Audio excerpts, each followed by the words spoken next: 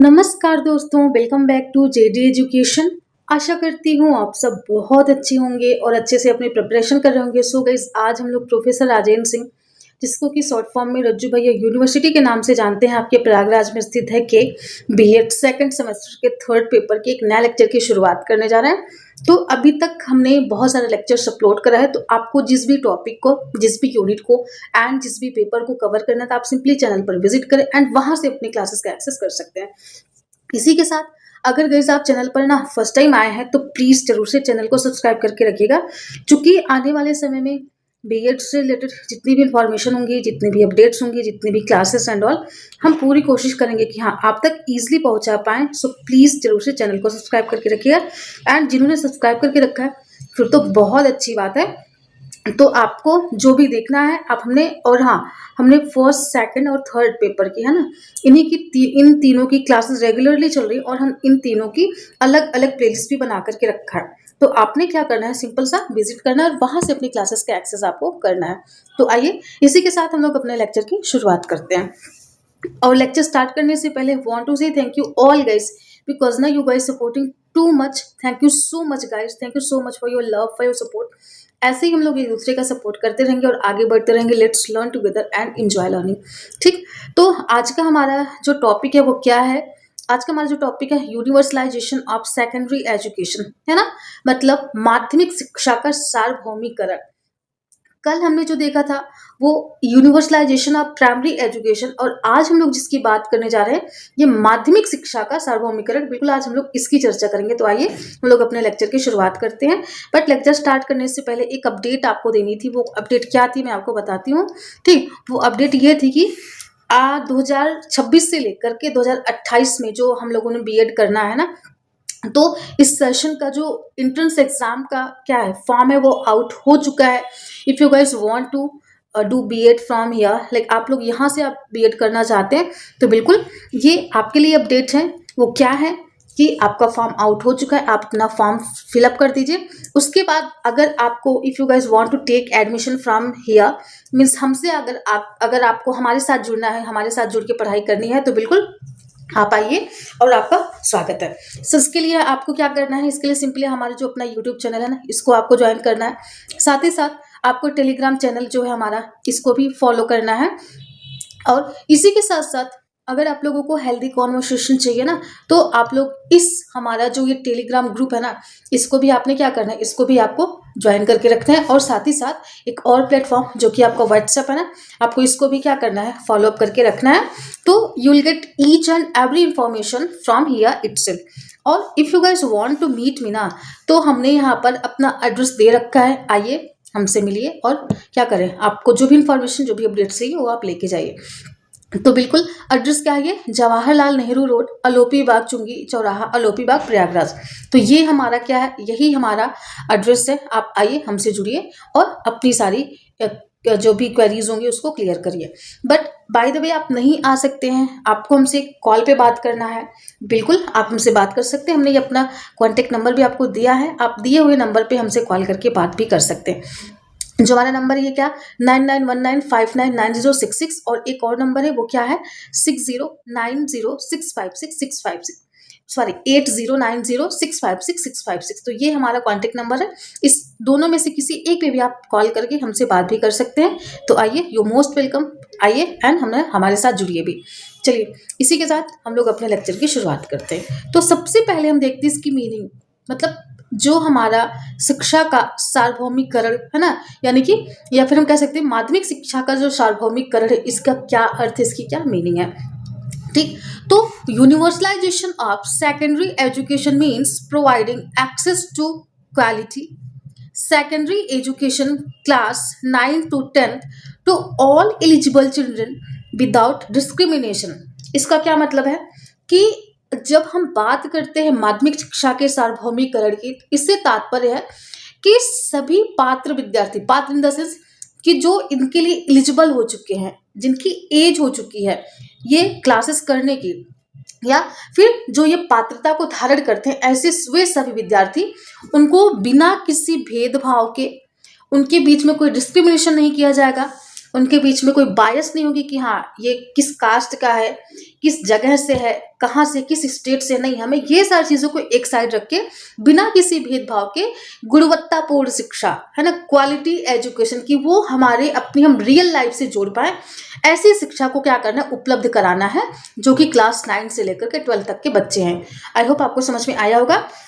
कहने का मतलब यह है कि वो सभी विद्यार्थी जो इसके लिए एलिजिबल हैं, उनके साथ बिना किसी भेदभाव के, बिना किसी बायस के, बिना किसी छुआछूत, ये सारे कॉन्सेप्ट, ऊंच नीच, इन सारे कॉन्सेप्ट्स को दरकिनार कर बस उन्हें गुणवत्तापूर्ण शिक्षा देना ही क्या है, ये हमारी माध्यमिक शिक्षा का जो सार्वभौमिकरण है ना, उसका अर्थ है। आई होप आपको क्लियर होगा। आइए हम लोग नेक्स्ट चलते हैं, इसकी हम डेफिनेशन देखते हैं। बात करते हैं अगर डेफिनेशन की, तो it refers to ensuring that every child who completes elementary education, कि वह प्रत्येक बच्चा, या कौन, जो आपका सेकेंडरी एजुकेशन है ना, जो इसका यूनिवर्सलाइजेशन है, तो यह क्या सुनिश्चित करता है, वो यह सुनिश्चित करता है कि वह प्रत्येक बच्चा जिन्होंने अपनी कंप्लीट एलिमेंट्री एजुकेशन, जिन्होंने अपनी प्राथमिक शिक्षा को, जिन्होंने अपनी प्राइमरी एजुकेशन को कंप्लीट करा है, gets the opportunity to enrol, continue and complete secondary education with acceptable standards of quality. इसका क्या मतलब है? इसका सिंपल सा मतलब ये है कि जैसे जो जिन बच्चों ने प्राथमिक शिक्षा कंप्लीट कर ली, उसके बाद प्रत्येक बच्चा माध्यमिक शिक्षा में प्रवेश पाए, उसे जारी रखे और निर्धारित गुणवत्ता के साथ क्या करे, उसको पूर्ण भी करे। तो वही कि अगर हमने बच्चों को प्राइमरी एजुकेशन दे दिया है, फिर वहां से भी हमें सुनिश्चित करना है कि अब हमें सेकेंडरी एजुकेशन भी बच्चों को देना है, उनका इनरोलमेंट करवाना है, उनको प्रवेश दिलवाना है, उनके बीच में कोई मतभेद नहीं होना चाहिए, कोई भेदभाव नहीं होना चाहिए। तो ये सारी चीजें हमारी क्या होती है, इनके थ्रू सुनिश्चित होती है। आइए हम लोग नेक्स्ट चलते हैं। अब ये कॉन्सेप्ट क्या बात करती है, कॉन्सेप्ट वो हमने कल भी देखा था, आज भी वही, कि universalization of secondary education is based on 3 pillars, कि यह 3 पिलर्स पे फोकस करता है ना। इसके 3 पहलू हैं। सबसे पहला क्या है, यूनिवर्सल एक्सेस, वही कि सार्वभौमिक पहुंच। दूसरा, यूनिवर्सल एनरोलमेंट एंड रिटेंशन, नहीं, नामांकन एवं स्थायित्व। और तीसरा क्या है, यूनिवर्सल क्वालिटी एंड इक्विटी, गुणवत्ता और समानता। जैसे मैं यहाँ पर एक पिक्चर बनाती हूँ, तब आप लोगों को समझ में आएगा। ठीक, आप लोगों को ना मैं ड्रॉ करके बताना चाह रही हूँ कि हाँ ये कैसे, थोड़ी सी अच्छी पिक्चर बनाना चाह रही हूँ। जैसे ये बच्चा है, चलिए मान लेते हैं ये यूपी से ही है, ये बच्चा है ना। फिर इसके साथ में हमें क्या क्या चीजें करनी है, वही हम आज हम देखते हैं। इसको हम यहाँ पे रखते हैं।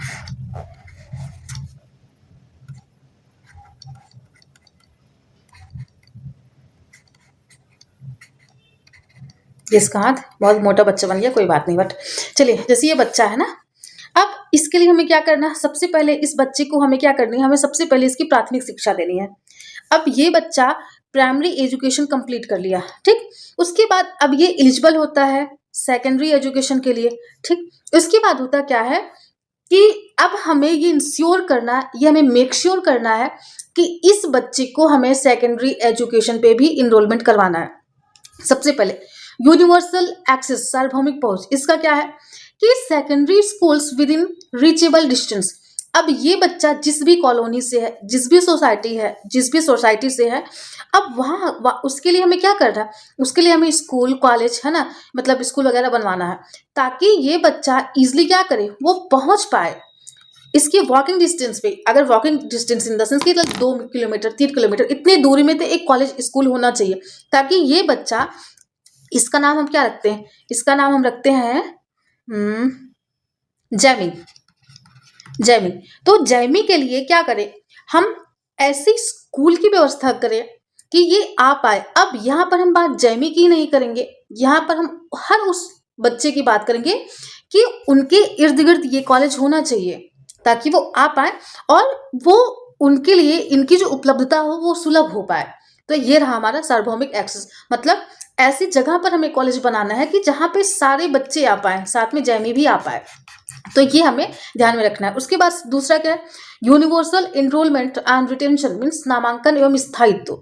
इसका क्या मतलब है कि all eligible student enrolled and retained, कि वो सभी जिन्होंने पात्रता को धारण करी है, मीन्स जिन्होंने अपनी प्राइमरी एजुकेशन को कंप्लीट किया है, क्या करना उनका नामांकन करवाना, और वो ड्रॉप आउट नहीं होने पाए, मतलब वो बच्चे छोड़ के नहीं जाए, है ना, तो वो उसमें बने रहे, हमें इस बात को भी मेक श्योर करना है। अगला, universal quality and equity, means गुणवत्ता और समानता, कि अच्छा अब बच्चे ने क्या, हमने कॉलेज खोल दिया, सारे बच्चे आ रहे हैं, उसी के साथ साथ वो अपना नामांकन मीन्स वो इनरोल भी कर लिए और वो बने भी हैं, बट उसी के साथ साथ हमें एक अच्छी क्वालिटी की एजुकेशन उन्हें प्रोवाइड करनी, means quality education without gender and social discrimination, कोई भी डिस्क्रिमिनेशन नहीं, कोई भेदभाव नहीं, कोई छुआछूत अस्पृश्य समास्पृश्य, मतलब ऐसा कुछ कोई बायस नहीं होनी चाहिए।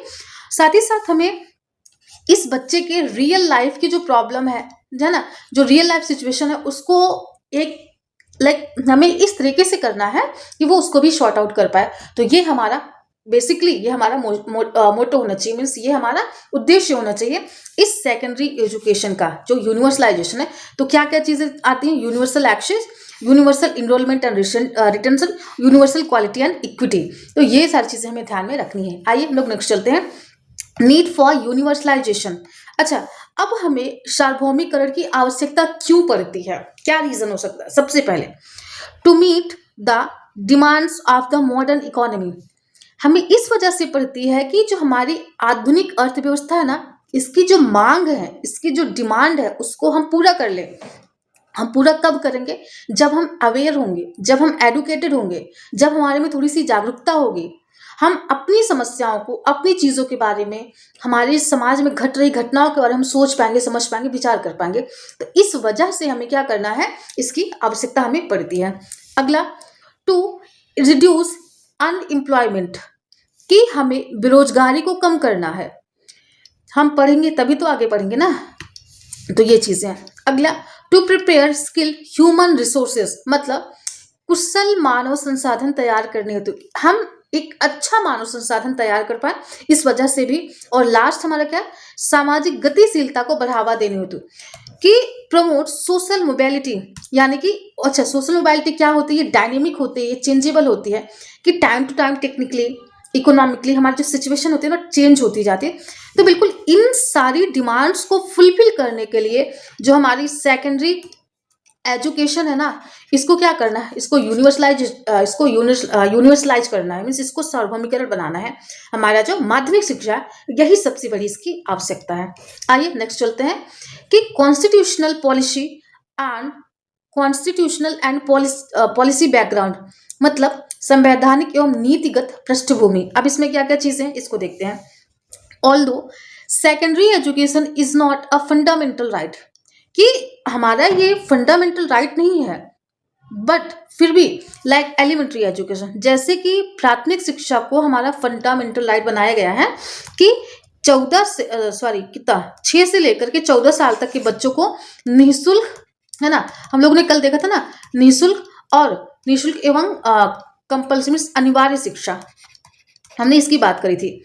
ये हालांकि हमारा फंडामेंटल राइट है, बट जो हमारा सेकेंडरी एजुकेशन है, जो हमारी माध्यमिक शिक्षा है, ये हमारी फंडामेंटल राइट नहीं है। जस्ट ये क्या है, various policies emphasise its universalisation नहीं है, उसके अलावा भी कुछ बहुत ऐसी सारी पॉलिसीज हैं, बहुत सारी ऐसी नीतियां हैं, बहुत ऐसे संवैधानिक कह सकते हैं ना कि लाइक संवैधानिक सुझाव है जो इसके लिए क्या करते हैं, इसके सार्वभौमिकरण के लिए जिम्मेदार होते हैं।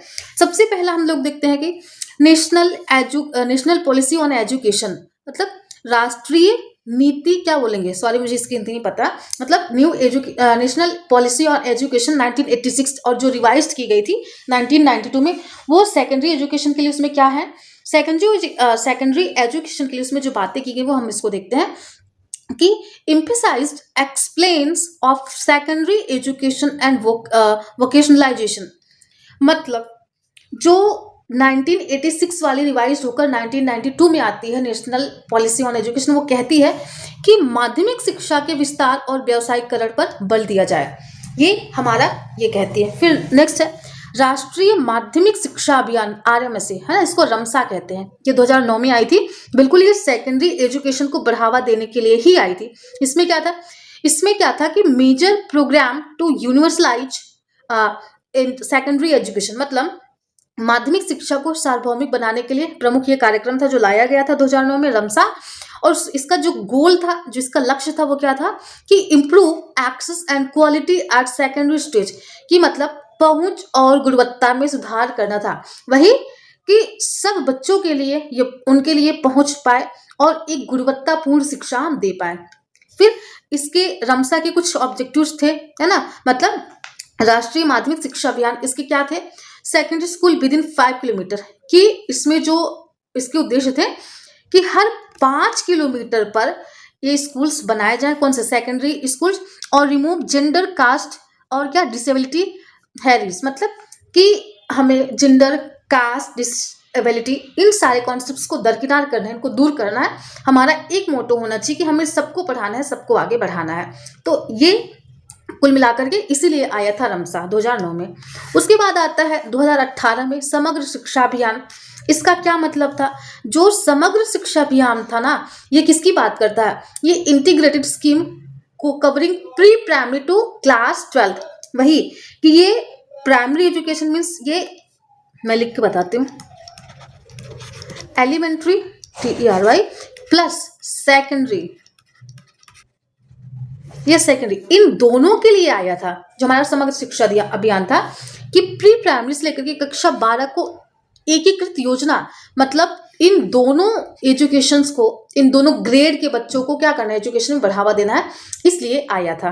ठीक, वहीं पर अगर हम बात करते हैं राष्ट्रीय शिक्षा क्या, रमसा, राष्ट्रीय माध्यमिक शिक्षा अभियान, तो वो इसी की बात करते हैं कि सेकेंडरी एजुकेशन की। बट जो समग्र शिक्षा अभियान जो 2018 में आया था, ये एलिमेंट्री मीन्स प्राइमरी, प्राथमिक और माध्यमिक दोनों शिक्षा को बढ़ावा देने के लिए आया था।